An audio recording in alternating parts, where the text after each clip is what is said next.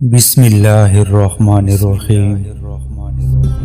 جب گھر کے فیصلے کرنے کے لیے کسی باہر کے بندے کی ضرورت پڑ جائے تو سمجھ لو تمہارا خاندان تباہ ہو چکا ہے۔ قلم کو اٹھانے سے پہلے اتنی تحقیق کرو کہ تمہارے لکھنے پر کوئی دوسرا قلم نہ اٹھا سکے۔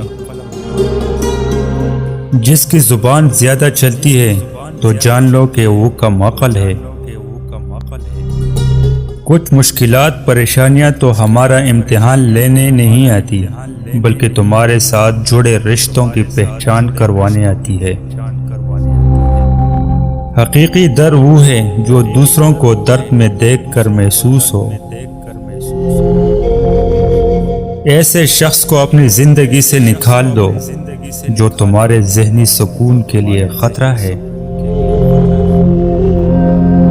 کم بولنے والے انسان اپنے پسندیدہ شخص کے سامنے ہمیشہ بہت زیادہ بولتا ہے۔ آزادی کی تکلیف غلامی کے آرام سے بہتر ہے۔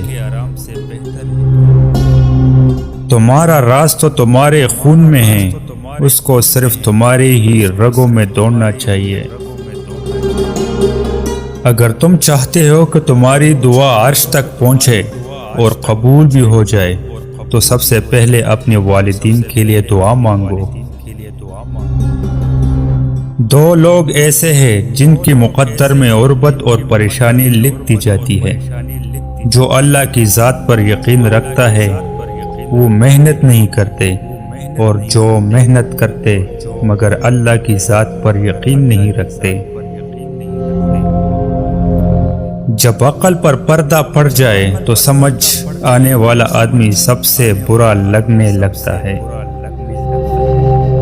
خود کو سب سے بہتر سمجھ لینا یہ ایک ایسی بیماری ہے جو انسان کو کسی قابل نہیں چھوڑتی۔